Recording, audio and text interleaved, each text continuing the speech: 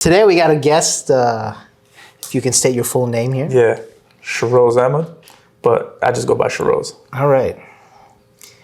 Shahroz, what's up? What's new? I'm good, bro. Chilling. Life is great. Yeah. I always try to keep a positive outlook. Positive vibes all the time, even when things are tough, you know?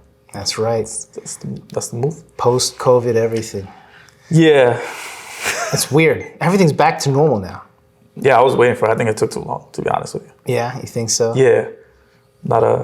I'm not a fan of government shutdowns. Actually, I'm not a fan of government, to be honest. So. Yeah, you and me both. Yeah. So tell me, Shahroz, what's up? Why'd you? All right, so those of you who don't know, Shahroz here is repping a really nice shirt with a one name brand on it called Ubari. Yeah.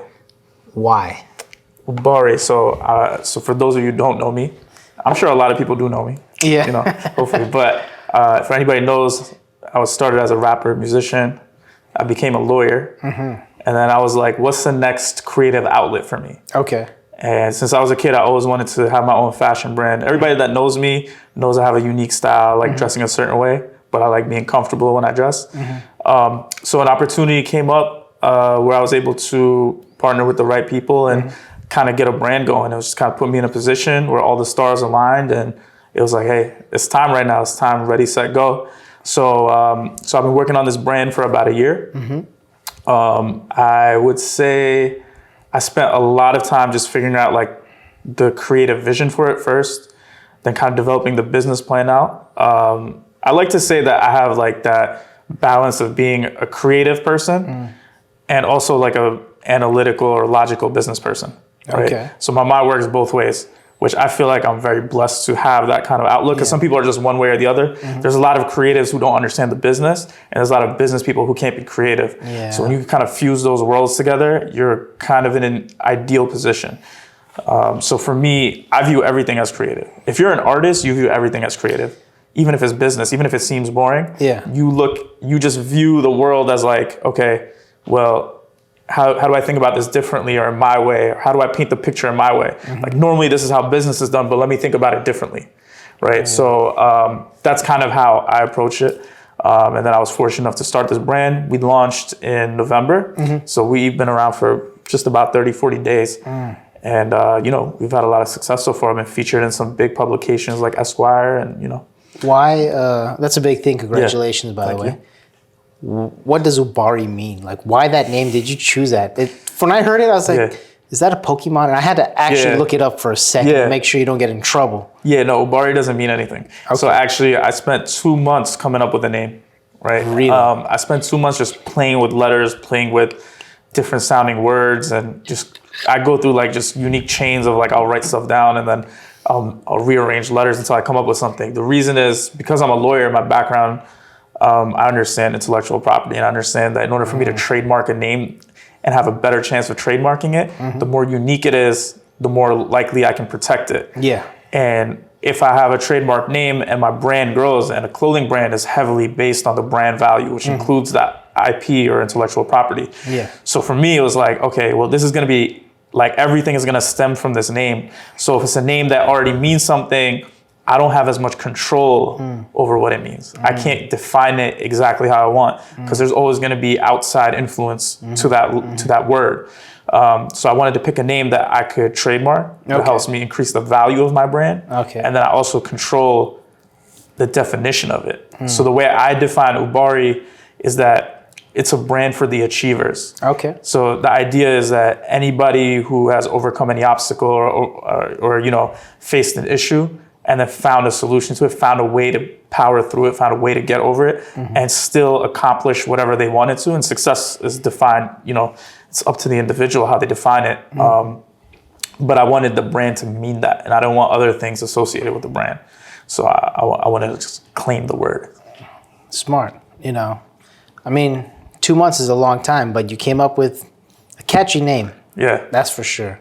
Now people love the name. We've been getting good feedback on it. I was surveying my close circle. I had a list of 3-4 names that I narrowed it down to.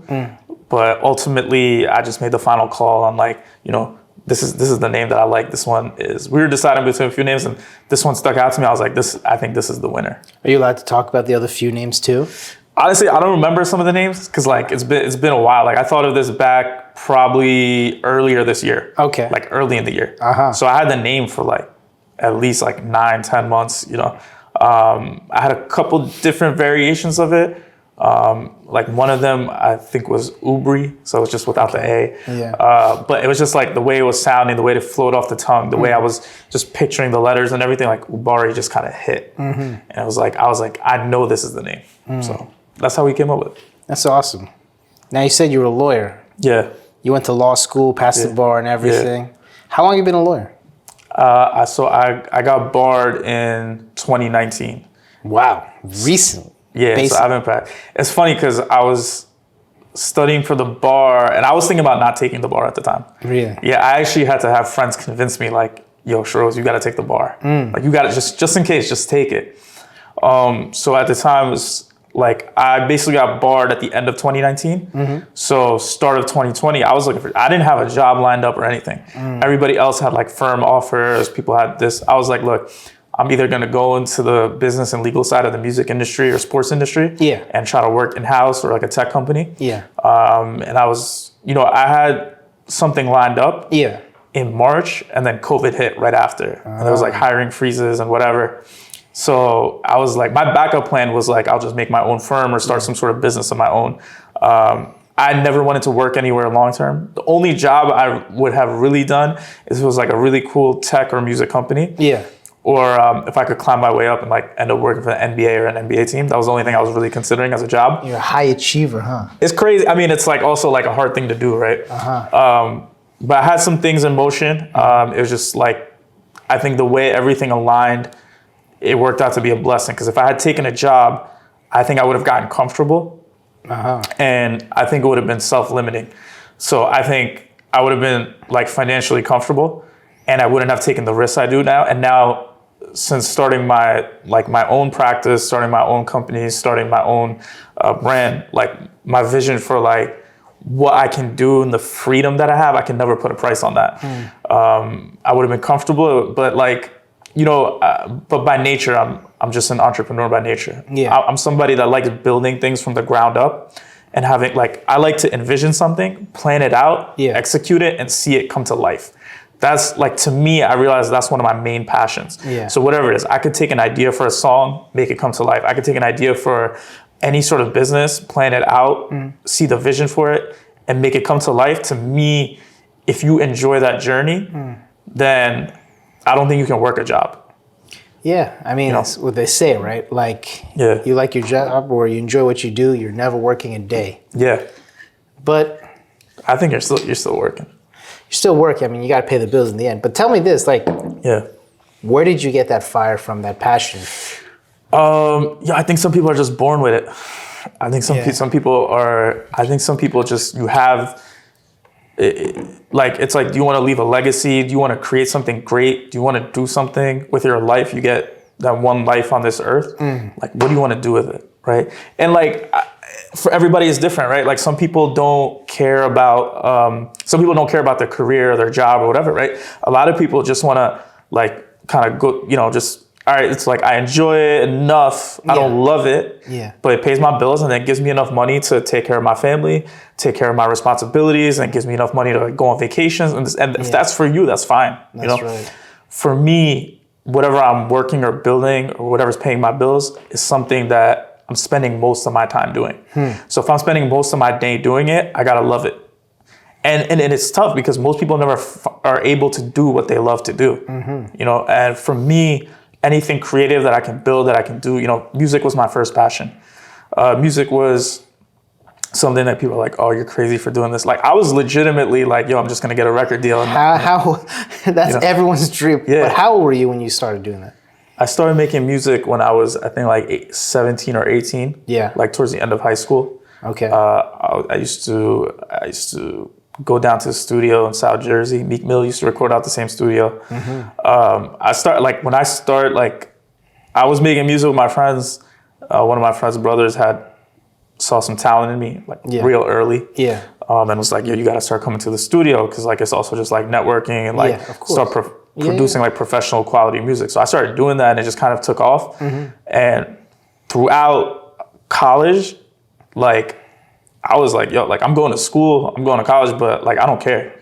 Like I was like handing out my mixtape like first day on campus, you know? Really? Like I was just hustling. Like I had a backpack. I was like, I'm gonna get my grades just, you know, cause I'll, you know, section my time out. But I wasn't wasting time partying. I wasn't wasting time. Like I was just putting in work.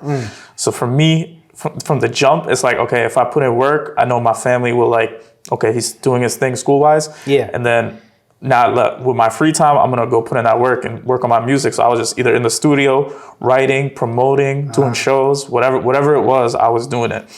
And I was legit, like people thought I was crazy because I was like, yeah, I don't care about my degree.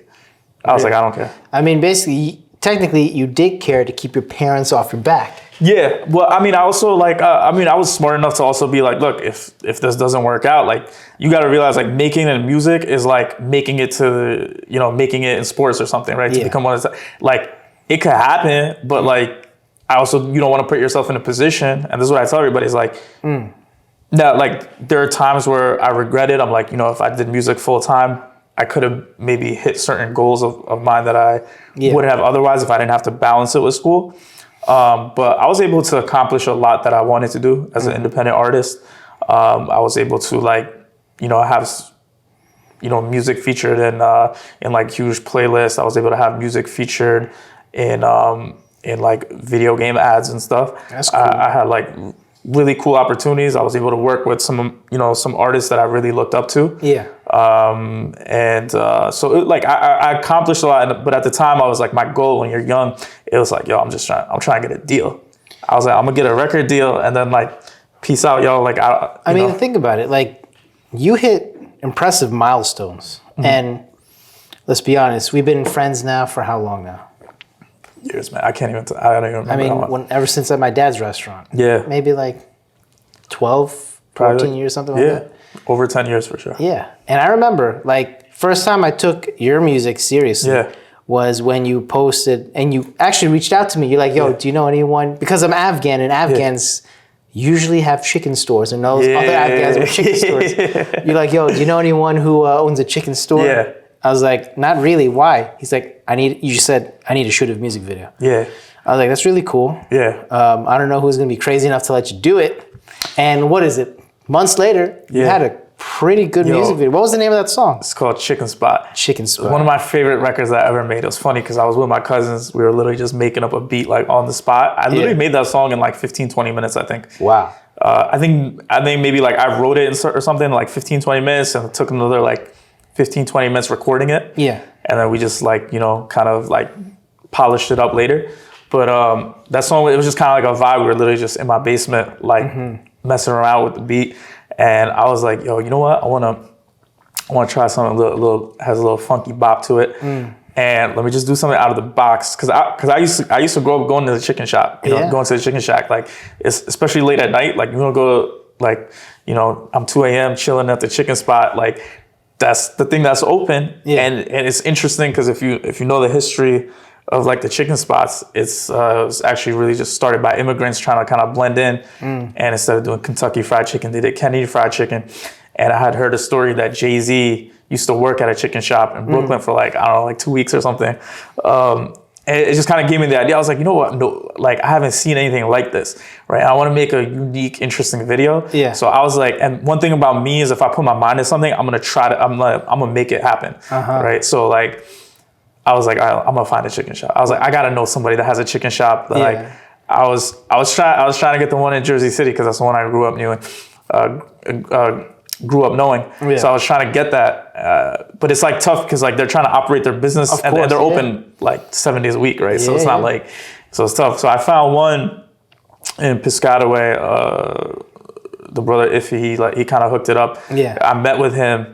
And I was like, I don't know, I was literally just asking on like Facebook and Instagram, just hitting up all my friends, like, yo, anybody knows somebody that owns a shop? So we chopped it up, and he loved the record. Yeah. And he's like, yeah, you can shoot. So we literally shot the music video while they were operating the business. Right? So I'm like doing scenes like in the fridge, like pulling out trays of chicken. Yeah. Right? Like while they're taking orders and making food and stuff. Wow. And it was funny. And I wanted to keep it really authentic. So I was even like washing some of the dishes and trays and stuff for real while rapping the song. Cause I was like, yo, you know why I'm here?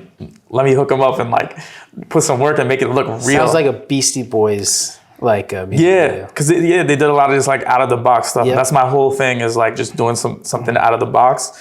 And that was like one of my like most fun records to make. Everybody that was part of the video like enjoyed it. They loved it. Yeah. When it came out, it was just like, yo, this guy actually did it in the chicken shop. And like people don't understand, like it was operating. Like people were coming in, taking orders, having no idea what's going on. I'm like a couple scenes where I had like a fake mustache on. There's like two of me. And like people are so confused as to what's happening. And we even ran a special. We had like a coupon for like people that came in asking for this Shahroz special, and they would get like, like a certain discount, whatever, on their meal. So it was fun, and like, I love the chicken shop. That one was for the culture. You want to know something crazy? Yeah. Kennedy Fried Chicken. Yeah. My uncle started it. Really? Yeah.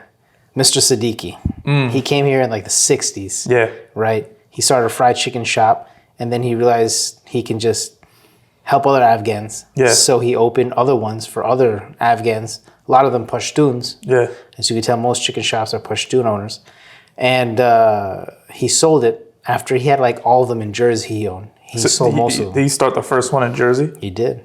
There's one in like Plainfield too, that he was there all the time. I think that was the original one, I think, in Plainfield. Yeah. Was there any, like, I remember reading about one in like Louisiana or Kentucky or something. Yeah. But I'm not sure. I mean, I remember reading it. I don't remember. I would have to look it up again because when I was doing the song, I was like researching. Yeah. That's crazy. I mean, like, that's another story for a different podcast. Yeah, he was a good man. He taught in Plainfield High School, wood shop, saved a lot of lives of kids who would have been gangbangers. Oh, wow.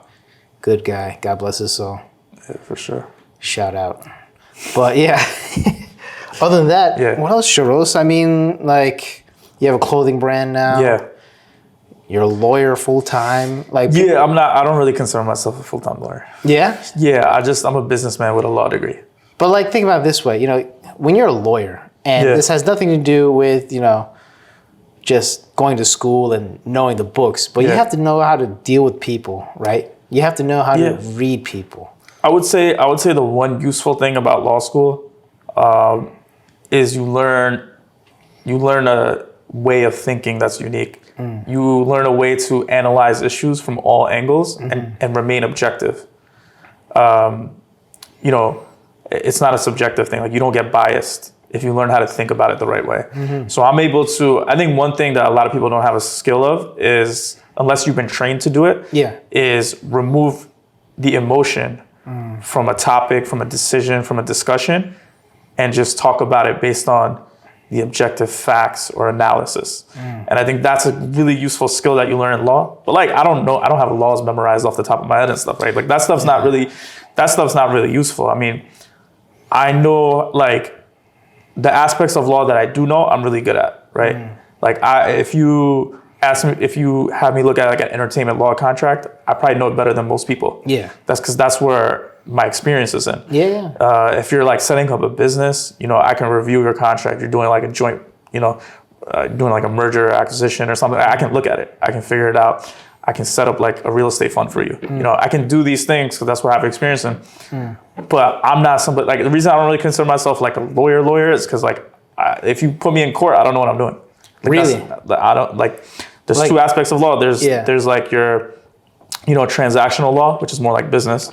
And then there's your litigation, which is like people that actually go to court. Now, I've been to court a few times and been successful. Yeah. But like early in my career, but I don't like doing it.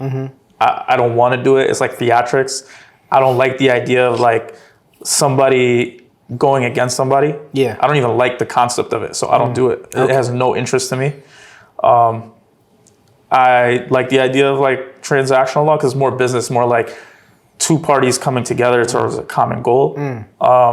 But for me, I just view law as like the things I know in law are mostly just skills that help me out. Okay. So like, for example, if I was doing my music, I rep myself. Yeah. I do all my own contracts and negotiate all my own deals. Yeah.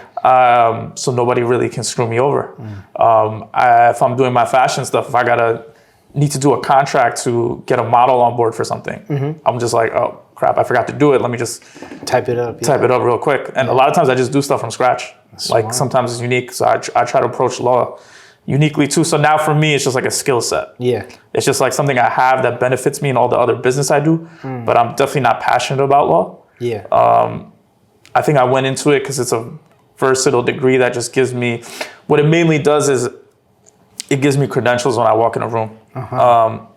In most business meetings that I'm in most rooms that I walk into, when we're talking business, I'm usually the youngest person in the room. And if I wasn't a lawyer, I wouldn't have the confidence that I have. Yeah. I mean, I would still be confident, but like people might not take me as seriously. Yeah. Because there's like, oh, what are you talking about? You don't like you're too young. You haven't had enough experience in the real world or in business. But I've seen businesses from every angle. I've seen it from the legal side, from the business side, from the consumer side. I've seen it all. So I understand things. Yeah. So that gives me credentials. So when I walk in a room, I don't care if you're 50 or 60, like I might have more credentials to speak on a topic than you, right? Not in a cocky way, just because I have experience like seeing everything from different angles. Yeah. It just gives me more confidence. So like I walk in a room, like if I'm a lawyer, okay, now I don't know anything about fashion maybe, but I'm a lawyer and I have business experience running my own firm and other businesses that I have, then you're gonna take me a little more seriously because I'm a lawyer. But if I'm not, then you won't, you might just be like, oh, who's this crazy kid? He's just talking out of his behind, So. Let's switch topics. Yeah. Because you've been an eligible bachelor for a while now. Oh, we're going down that path right now? I mean, yeah. I did promise your mom I'd find you someone. Yeah. Right? And there is always, what is it? You get extra good deeds from a marriage that you put together, right? Oh, man. That's what they say. Yeah. Now, I mean, I asked you earlier off mic, and I respect your answer. The question was like, why don't you just get married now, this and that? And I mean, I respect what you said. What did you say? Well, the first thing is, I said, like, whenever people ask me this, I said, whenever God wills. Of course. I mean, that's like the base. That's the base answer, right? Whenever Allah wills. So, but I think for a lot of people, their only goal in life is just, I'm gonna get married and settle down. Let me find somebody, and that's like that's never been a thing for me. Like that's like, it's just something you do on the journey. I think it's important. I think building a family unit is important for society to be successful. I think having strong family units and communities are strong. I think if you want to raise kids that are going to be successful in the next generation, you have to, allow them to grow up in a good environment. Yeah. I do think those things are important, but I also don't force things. For me, it's like, it's funny because even Drake talked about it. It's like, I'm not going out of my way looking for things. It's like, I have certain goals in life that I want to accomplish. Yeah. For me to get a point from A to Z, for me to get to that point, it's like who fits in that journey. Yeah. Right. Rather than like my journey is not going to adjust for a person. You know what I mean? Because people can come and go in your life, but there's certain things that you want to do, and there's certain things you want to accomplish, and certain legacies that you want to leave that take precedence. But to me, Shahroz, tell me this: like in everyone's life, I can't speak for everyone, but I believe in everyone's life, you meet someone where you get butterflies, and you're lightheaded whenever they're in the room, and you can spot them from across the room, right? Yeah. Have you felt that? I don't think I felt that, so. Then you're not, there you go. Listen, like my advice from one man that's already married, 15 plus years to another man, I would say, keep doing what you're doing. Yeah. You're on the right path, alhamdulillah. Yeah. Don't chase it. No, and I truly believe in the fact that like, as a man, you got to build something. You have to. You got to build, and I think you just attract, people along when you're on that path. I don't like I said, I don't like forcing things like that. I think a lot of people say like it just happens when you least expect it. I think that is a thing. Obviously, there's that idea of like you got to put in a little bit of work towards it, but it's not. It's like is it like a primary focus of my life? No, if I'm being real. Yeah. Right. Is it a primary, like I'm still building right now. Yeah. To me, my most important thing is building my businesses to get to a point where I feel very comfortable and stable. Yeah. Right. And I think it's a big responsibility that a lot of men don't think about. To me, I want to be in a position where I can handle everything financially as a man. But obviously, if like a good opportunity comes up, I'm not gonna decline just because I have the mind. Like I don't have mindset in terms of like timelines. A lot of people are like, oh, I want to do this by a certain age. I want to do that. Like I just do. I just go. I just move. And if things happen, they happen. And we'll see. Like I don't like whenever God wills. Like I don't have. But then, do you say the same thing to your parents when they're like, "Beta, we're not getting younger," I mean, it is what it is. Like I'm a grown man, so like at the end of the day, you're gonna get that pressure from your parents. You're gonna get that pressure from your community. You're gonna get that pressure from your friends. And one thing I see is, which is the interesting thing, is everybody's like in a race. Like everybody's always comparing you to this person, that person, this person, right? Comparing, and like I don't compare myself to anybody. I got my own path, my own timeline. I compare myself today to myself yesterday. I don't really care what other people are doing, right? Like I don't like if X person has, they're married and they have kids and a car and a house by a certain age. Good for them. Like that. Like what you do in your life doesn't really affect me or my happiness or what I'm trying to accomplish. Like I'm trying to do something bigger. And like, I'm trying to do something so great that I don't get caught up in those small things about comparing myself to people, right? And people are just like, oh, you have to do things by a certain time. I don't agree with that. Everyone has a different path. Everyone has a different timeline. Like there's people that like, all right, they accomplish certain things by a certain age and they're just not happy. Yeah. I wake up, I enjoy every day.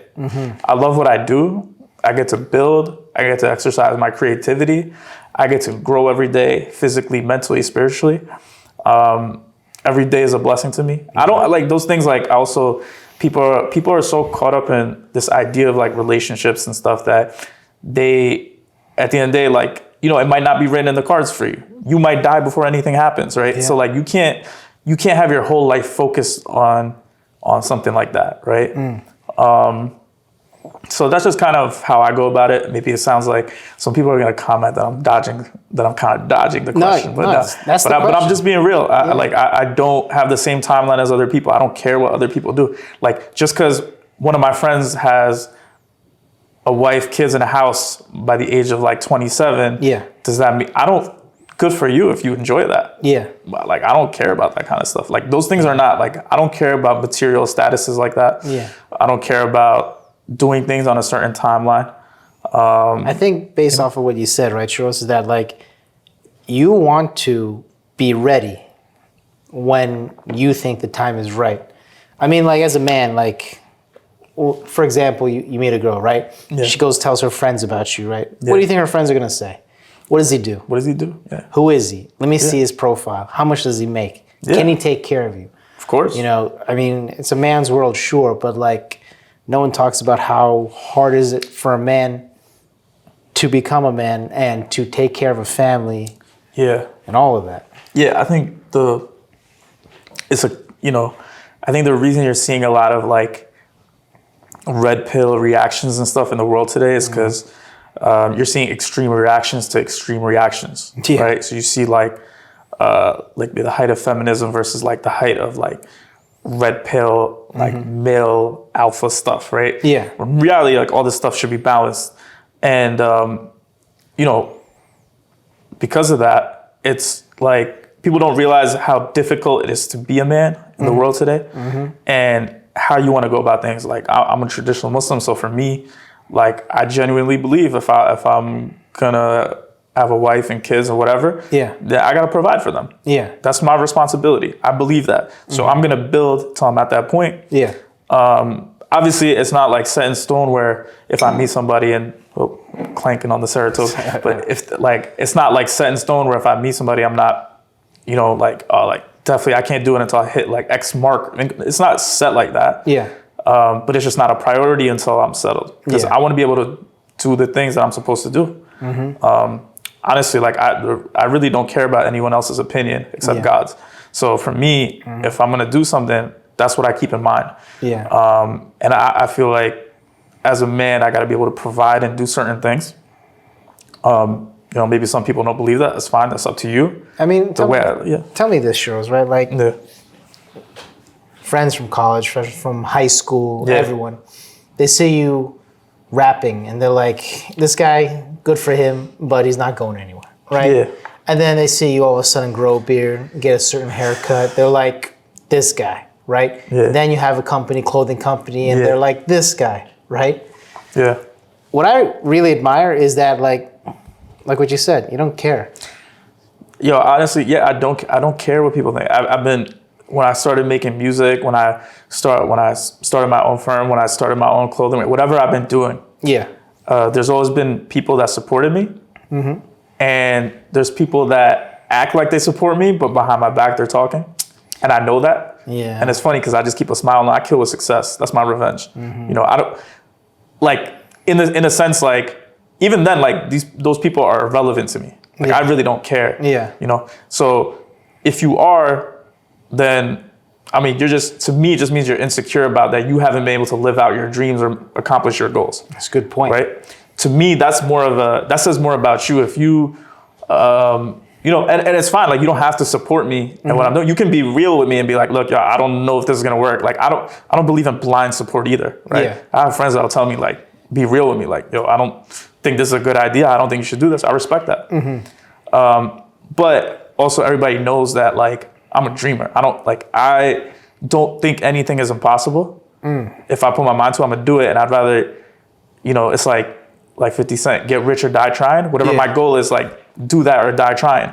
Because at the end of the day, I can look back and not live with regret. So there's gonna be people who support you. There's gonna be people who act like they support you, but talk behind your back. That's fine. And there's gonna be people who outwardly just make fun of you, don't support you, whatever. It's fine. The thing is, I hear all the chatter. Yeah. I know everything that's going on. A lot of times I play dumb. Yeah.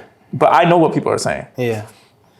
But again, I don't care. That's their life. I still got to do what I got to do. Yeah. Like, those people ain't paying my bills. They ain't putting food on my table. Yeah. They're not contributing to my legacy. So, like, I don't care about you. But I have enough people that have shown love and supported me. And a lot of people that I just won over through. Yeah. Like, maybe they thought my music thing was crazy, and now they're coming around. They say, oh, well, he did it, and then now he's doing his clothing brand. He's still making that come to life. Like, okay, I see. Maybe he's not crazy. So reality is, honestly, like, I don't care. I think when I was younger, it would bother me more. Yeah. I think I used to let people's, like, oh, I got to prove them wrong. Yeah. Now it's like, yeah, I don't care. I'm doing what's crazy? It's like, if you think about it, these people, they're just, they're like spectators, right? They're always going to check in if they like you or not, whatever. Yeah. But they're going to check in. Yeah. See what you're up to. Yeah. And it's up to us to basically just put whatever we want to show people out there. Yeah.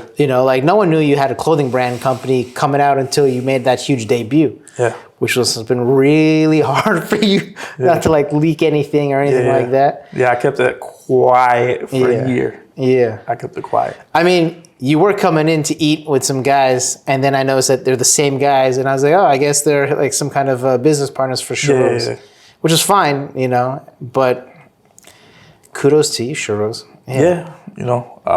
Like I said, like you said, I think those people are just spectators. It's like, what do you gain by, like, wishing for the downfall of somebody who putting something out there, right? Yeah. To me, if I inspire a few people to do something, I think one of my biggest things is I've always, whatever endeavor I've taken, I've had people reach out to me and tell me, like, yo, you inspired me to do something I've never seen.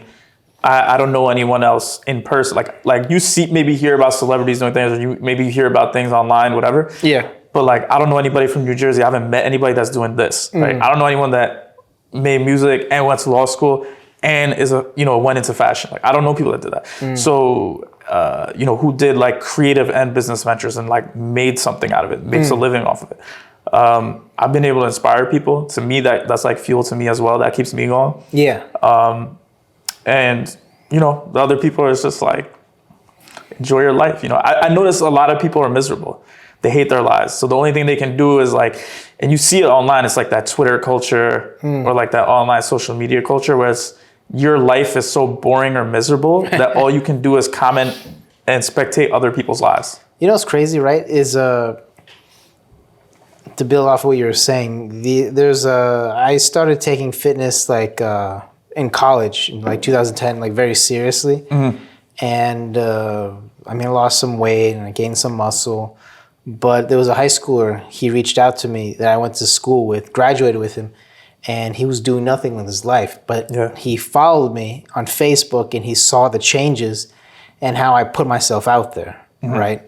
And basically what you were saying, like he figured if this chubby kid from high school can do that and wear tight clothing until like it fits properly, then what am I doing with my life? Yeah. Now he's a state trooper. He reached out to me and told me about that. And I mean, it just takes one person to appreciate what you are doing yourself. Yeah. And it's usually out of nowhere. It's like a surprise. Yeah. And you're like, this really made it for me. Yeah. And I'm just going to keep going and keep doing what I'm going to do. Yeah. And not that many people, I mean, a lot of people have like that anxiety that like they're scared, take that risk and everything like that. Yeah. But the thing is that like, now that you've taken all the risks, what's the next thing for you?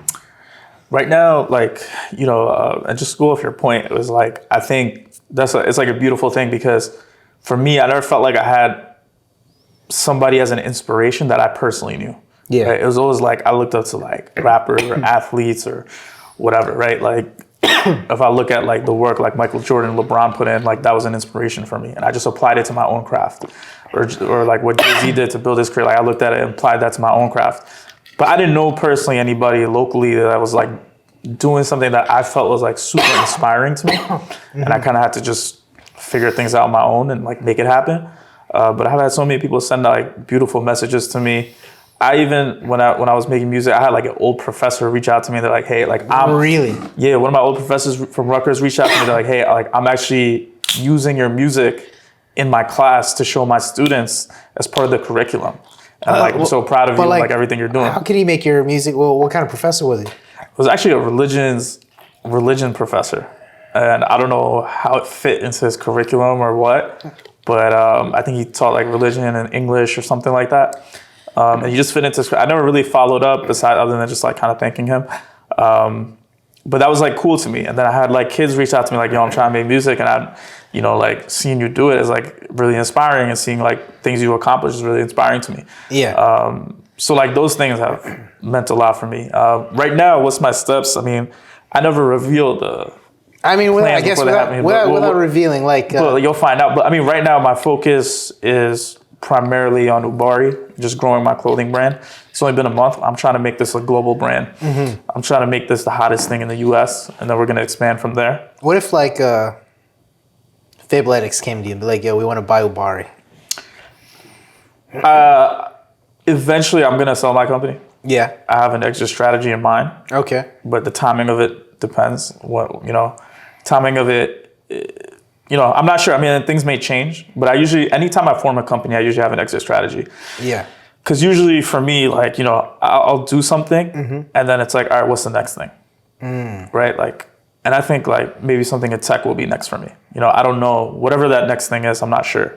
But right now I'm just focused on growing this brand out, trying to, increase the revenue, make it as known of a brand as possible. And we'll see, if someone wants to start throwing offers, I'm looking at everything. When's Fashion Week every year? So Fashion Week will be in the spring.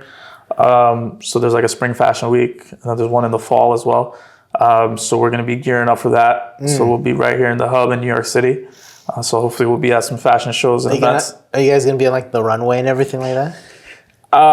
It's funny. I've modeled a little bit just because I have my own. I used to model like just stuff from my own music. Yeah. And then I modeled like some of our photo shoots. I did a couple products. Sure. And it's funny because I'm like, I call myself, I was the only amateur here. So I had other models like teaching me poses and this and that. And I'm not no pro model, but you never know. Maybe you'll see me on the runway. Are we gonna see you and Ubari on the runway? You think if you guys are coming out with a spring catalog? Yeah, maybe I'll pull out on one of the pieces. Yeah, why not? Maybe I'll pull out one of the pieces, but we're definitely working on spring collection right now. Good. right now we're just focused on finishing our end of the year. We have a holiday sale running, 30% off. We're like doing our fall winter catalog right now, just pushing that out. Yeah. While we're working on our spring collection as well, working on some unique designs and products. I think we're going to be even less conservative on some of them. I might go a little bit more creative, more fun for the spring. Yeah. A little more vibrant for the spring. So you'll definitely see some interesting stuff. I've been getting like so much good feedback about the brand, the quality, the clothing, the designs being like minimal and not in your face. And everybody that's bought it for the most part has been loving it. So, I mean, you gave me like a top. Yeah. Like a sweater kind of thing, like a jogger, but like for the top part. Yeah, the sweatshirt, the crew neck, yeah. The quality is really good. Yeah. You know, like I would wear that if I'm going out to like a nice meeting. Yeah. Or taking the family out. Yeah. I don't want to put anything flashy. Yeah. You know, I mean, like what I'm wearing is flashy because I'm at work. Yeah. You know. Yeah. But I mean, so this is like one of our Ubari pieces. This is like Mandarin collar shirt that I designed myself. Yeah. I mean, well, I designed the sketches out and I had the real designer like put the touches on. He's like, all right, let's put it together for you. Yeah. So there's a couple of pieces that I personally designed. I wanted to create more casual options for men that you could dress up or down as well. So like for me, that was a big thing, right? And one of the big things for me, and I've been saying this like, you know, since we launched is I wanted to create pieces that make a statement when you walk in a room without being too loud and in your face. That's my personal style. Like I like something little, like subtle details that are unique. Collars like this, subtle details that are unique, certain stitching details, certain... I noticed the shoulders here too is like it just a straight up line on each side. Yeah. It's like, it mimics like shoulder pads, but it doesn't. Yeah, so it gives it a bit of that kind of broader look and kind of structured look. All our designs, like everything, we put a lot of thought into just small details of it. We're going to continue building out new stuff, like using the right materials, doing like small, minimal details. Like I said, like my big thing is I like comfortable clothing. I don't think you should have to sacrifice comfort for aesthetic. Sure. So I try to fuse that together, and we're just going to keep growing that and building off that mantra, and hopefully have some even cooler designs. Tell me, Shahroz, before we end, like, if a kid who's like an artist or like a rapper or loves music and they're just thinking to themselves, like, I'm just a kid, I'm in high school, or I'm in college, like, maybe I should just take the safe route and make steady money, okay money, and then see my passion turns into a hobby. Like, what can you tell them? What kind of advice you can give them? It's tough. Yeah. It's tough because there's like two ways to approach it, right? One is like, I could tell you, go balls to the walls crazy, just go all in and try it. Yeah. You know, what's the worst case? You lose a little bit of time, maybe learn something from it. The other part is like, you also there's real life. You got to pay bills, put food on the table. Like, do you have something? The question is, for me, has been, I felt like I didn't have to go one way completely or the other. Yeah. Because I was willing to sacrifice and put in the time for it. So the question is, do you have the work ethic? Like, are you willing to sacrifice going out on a Friday night with your friends to be in the studio or be designing sketches for your brand or working on your business? Are you willing to sacrifice that? That's a question. And most people are not willing to sacrifice that. I was like going to school full time, taking like 18 credits, going to the studio, working a part-time job to fund all that stuff. Like I was putting in work. Like people would not see me sometimes, right? Like there's times I wouldn't go out on a Friday, Saturday, Sunday. Like I would just be working. Yeah. And if you're willing to do that, you can kind of balance it. It's hard to say just because everyone's circumstances are different, right? Yeah. Sometimes you just got to handle stuff. Sometimes you just got to pay the bills. Sometimes you got to take care of your family, and that takes precedence. Sometimes you have the luxury of just going all in and chasing a dream, you know, and you can do that. So it kind of depends on your situation. For me, it was kind of like a mix of both. So I just was like, all right, well, I got 24 hours in the day. Let me put it to work. That's right. Right. And it was also like kind of working and, you know, going to school kind of helped me like learn certain things that helped me in my music or my fashion career or whatever. Like these are things that helped me. And sometimes, and the other thing is your passions might change over time, right? Like music was my number one passion for like years, for like 10, 15 years. Like that's all I thought about. That's all I was concerned about. And now I'm older and I realize, actually, it's not just music. I like other things. Yeah. There's more to human beings. We're complex. We're multifaceted. As you grow older, your perspective on life changes. What you want out of life changes. I would say when I was younger, I was like, I'm going to be popping. I'm going to drive this. I want the Benz. I want the Lambo. I want this. I want people to see me. I want to be commanding the stage when I'm on. Like, I want that whole, rapper lifestyle. And then now I got older, I value my privacy more. I realized I just like building things. I like the whole journey of like taking a startup, taking an idea from scratch and building it. And I can apply that to different things. Like I also love fashion. I also love tech. I also love sports. Like there's so many things. And there's probably other things out there that I don't know yet that I love, So it's another thing, like, and there's an aspect of like be a dreamer, but also have some idea of what you're going into, right? So if you're going into music, understand that 90% of musicians don't make money. Like most artists, that are famous, like they don't own a house. They can't even pay their mortgage. A lot of their cars are rented. The chains are rented. The lifestyle is sold to you because it's a fantasy. Yeah. There's probably a few people up there that are owning their own stuff, making their own money.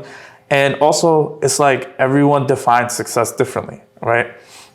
So for some person, it might be, okay, if I make X amount of money, that's success. For another person, it might be if I can have a stable living, but I have a lot of free time to like do what I want, that's success. Other people, it's like, okay, if I can build this or I can reach this job or title or whatever, then that's a success for me. Yeah. So you got to define your own success. Don't compare your success too much to other people. Yeah. I know it's hard. Like I said, it's hard to kind of give that advice because it's so variable on the person. Yeah. But if you have a burning passion, you should at least try something. Yeah. Make it work. I say just make it work in your day to day and don't sacrifice your sanity for your pleasure. And then just work from there. Yeah, absolutely. But Shahroz, thanks for coming out so late at night. Well, you know me, I don't sleep much, so anytime, anywhere, I'm down. But this was a fun podcast episode. Yeah, sure. Thanks for having me. Definitely do more. No, thanks for coming out. It means a lot. What you gotta tell me when we're doing more fun content. I want to do a food. Listen, just give me like different lamb chops and stuff. Whatever. We're gonna do something for sure. We're just trying to figure out the kinks. I'm a great taste tester. Yeah. Yeah, it's one of my. Maybe you should come with us for the Jersey Halal Spots episodes. When we I'm down. I'm down. You know, I love eating. Yeah, I'm a foodie. I love eating, so I'm always down for whatever. Who knows, man? Maybe I'll open a restaurant one day. Who knows? I don't know. I might get a passion bug for cooking or something. I don't know. I'm gonna keep you in mind when we go to the next restaurant, which we're trying to figure out right now. So let me know. Yeah. As long as it don't get too messy in my beer, I'm good. Yeah, it's all right. Food for later. All right, Shahroz, thanks for coming in. Yeah, I'll talk to you. I'll see you probably this Friday for dinner with the Hills crew. Absolutely, bro. All right, thanks, guys. Have a good one. All right.